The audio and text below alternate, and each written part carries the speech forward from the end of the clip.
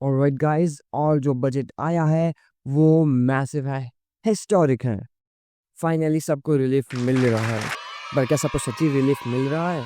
क्या ये सच है? क्या है इसमें सब मसाला एंड मिर्च? चलिए जानते हैं। निर्मला सीतारामन बोलते कि वो एक नया इनकम टैक्स बिल लाएगी next week. I also propose to introduce the new income tax bill next week. और जहाँ तक इस वीक की बात है, कल जो बजट अनाउंस हुआ था उसके हिसाब से अगर हम देखेंगे, no income tax up to the people who are earning 12 lakhs per annum. जो लोग 12 लाख कमा रहे हैं उनको 0% इनकम टैक्स देना होगा।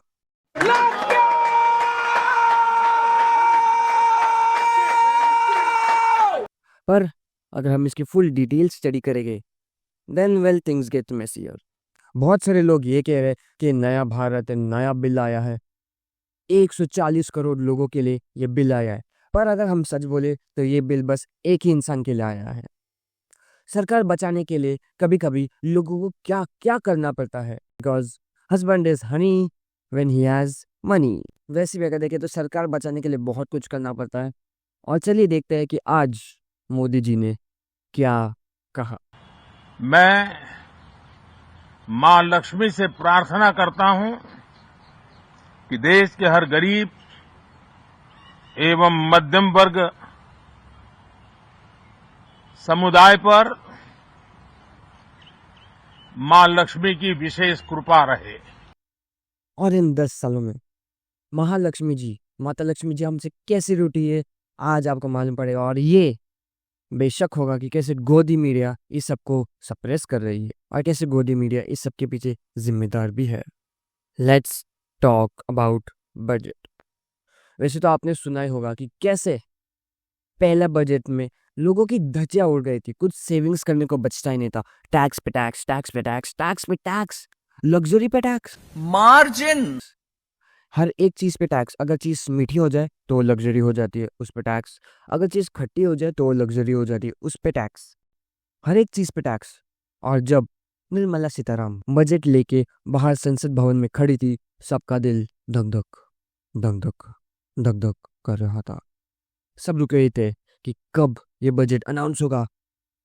कुर्सी बचानी पड़ती है ना, उसके लिए चीजें करनी पड़ती है।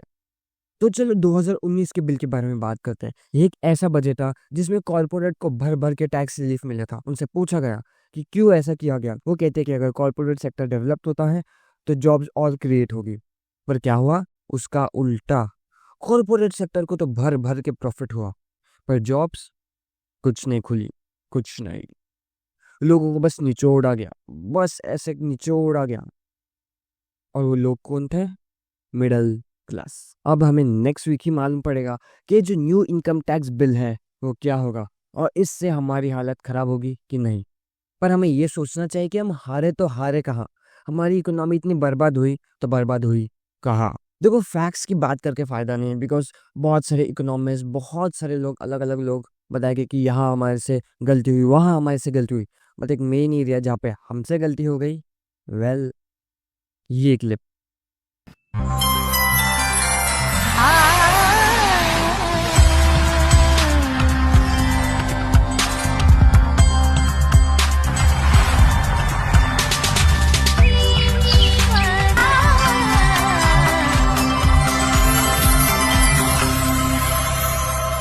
ये जो क्लिप है जो गोदी मीडिया ने बनाया था, ये तो एक इंसल्ट हो गया लक्ष्मी माँ के लिए।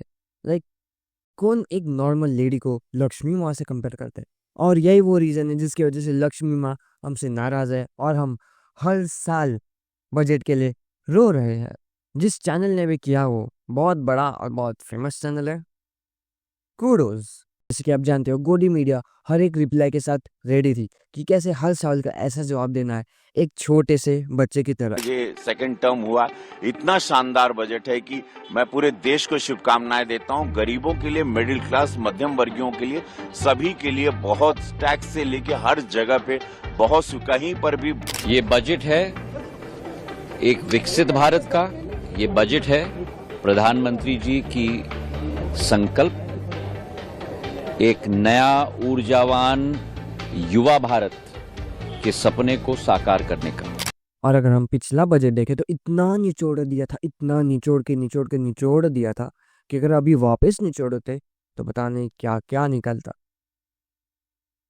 और इसीलिए निर्मला सीताराम जी को बहुत बहुत दुख के साथ ये कहना पड़ा कि there will be no tax up to 12 lakhs per annum. और जहाँ तक बात की जाए अब नेक्स्ट वीक क्या होगा, उसकी धड़कन तो तेजी होने वाली हम सबके दिल में। मार्जिन टैक्स बिल जो लगाया है इसका क्या फायदा जब लोगों की इनकम ही 12 लाख नहीं है।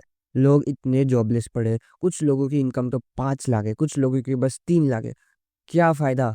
अरे इनकम तो उतनी होनी चाहिए ना, तब वो बिल कामयाब होगा। कुछ काम का नहीं है बिल, जब लोग उतना कमा रहे नहीं है तो खुश होके क्या फायदा। इसके बावजूद अगर हम कोई एक चीज की बात करें तो that is Delhi elections and trust me it's gonna get wild. Elections में नेता है वो अलग अलग टेक्निक यूज कर रहे हैं, अलग अलग चीजें यूज कर रहे हैं जिससे वो एक दूसरे को गाली दे सके। बस गालियां दे रही है। कोई नेता केजरीवाल के फोटो को यमुना में डाल रहे हैं तो कोई नेता एक दूसरे के पैर छू रहे हैं। Parvesh Verma is right now throwing in the water. You can clearly see he's putting this cutout in the water, and this is what Parvesh Verma is intending against the Aam Aadmi Party. With video journalist Lokinder, this is Shreya Chatterjee for India Today.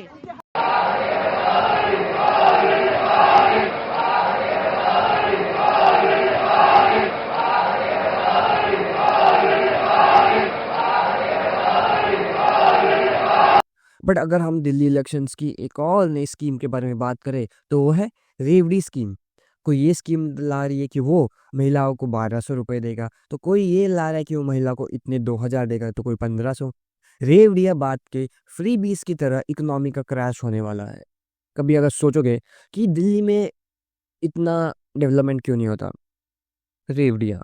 आजकल हमारे देश में मुफ्त की रेवड़ी बांटकर vote बटोरने का कल्चर लाने की भरसक कोशिश हो रही है। ये रेवड़ी कल्चर देश के विकास के लिए बहुत घातक है।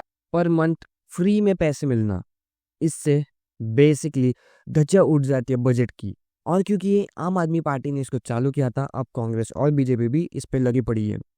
दिल्ली में जो पानी है वो इतना काला हो चुका है कि अगर कोई उस पानी को ले और पिए तो पीने लायक भी नहीं, उससे बदबू आती है। जो क्लियर ट्रांसपेरेंट वाटर है उससे बदबू आती है, जैसे वो टट्टी के टॉयलेट से निकाल के वो पी रहे, इतना गंदा स्मेल आता है उससे। ये देखिए, ये आपका पीने का पानी है, ये आपका पीने का पानी है, इसको देखिए, इसमें बदबू आ रही है।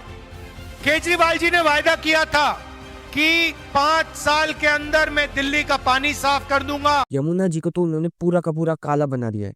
केजरीवाल बोलता था कि 5 साल लीजिए, 5 साल लीजिए, तो यमुना को क्लीन कर देगा। आज तक यमुना क्लीन नहीं हुई है। अभी राहुल गांधी रिसेंटली अपनी इलेक्शन कैंपेन में एक बॉटल लाते हैं और उसमें वो कहते हैं कि ये है यमुना का पानी। केजरीवाल, मैं तुम्हें चुनौती देता हूँ, इसको पी के दिखाओ। और केजरीवाल ने 10 साल पहले वादा किया था, क्यों करेगा, वो करेगा, बट आज तक उसने ऐसा कुछ नहीं किया। यमुना जी में जाके नहाऊंगा, यमुना का पानी पीऊंगा, आपके साथ यमुना में डुबकी लगाऊंगा, वो कर दूंगा। केजरीवाल जी दिल्ली का पानी पी लीजिए, 1 गिलास पी लीजिए, फिर देखते हैं क्या होता है। अस्पताल में मिलेंगे आपसे। कहते हैं मैं गरीबों की राजनीति करूंगा, मैं कमजोर वर्गों की राजनीति करूंगा। वैगन आर में आए, स्वेटर पहने, खंबे पे चढ़ गए, फिर खंबे से उतरे और सीधा शीश महल के अंदर गए। दिल्ली की pollution index is at peak, इतना बेकार पोल्यूशन। और अगर वापस आम आदमी पार्टी आती है तो पोल्यूशन गया।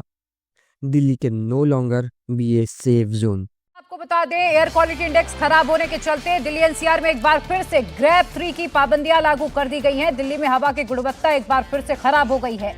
दिल्ली में आज एयर क्वालिटी इंडेक्स 300 के पार नजर आया, जिसके चलते ग्रेड 3 की पाबंदियां लागू की गई हैं। एंड मुझे समझ में नहीं आता लोग आम आदमी पार्टी को रेवड़ियों के लिए क्यों वोट दे रहे हैं। 1000 महीना आ रहा है, अरे पर उस 1000 महीने के चक्कर में तुम्हारे श्वास, तुम्हें जो हवा मिल रही है वो तो एकदम धज्जियां उड़ गई उसकी। पोल्यूशन ही पोल्यूशन है। कैसे भाई? दिल्ली की जनता, जिसको भी चुनना सही चुनना, क्योंकि अगले 5 साल में तुम जिंदा बचोगे कि नहीं। क्योंकि हवा ऐसी हो गई है कि तुम्हारी लंग्स की तो हालत हो गई है, तुम्हारा लाइफ क्वालिटी पूरा हो गया कम। और जहाँ पे तुम अब 70 साल जियोगे अब तुम 60 साल जियोगे। तुम्हारे लंग्स ऑलरेडी डैमेज हो चुके हैं, क्यों और डैमेज करना है। एयर पोल्यूशन अभी के अभी भी वैसा ही है, उल्टा उससे भी बढ़ चुका है।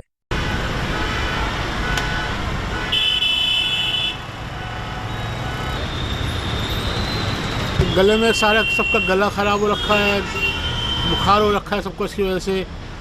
और पराली के लिए तो वहाँ से पहले ही वहाँ से रोक के चलना चाहिए। धुआं जो सारा ये धुआं ही धुआं है, वैसा नहीं है। ये सब धुंधली सारा धुआं ही धुआं आ रहा है, ये पराली का धुआं आ रहा है सारा।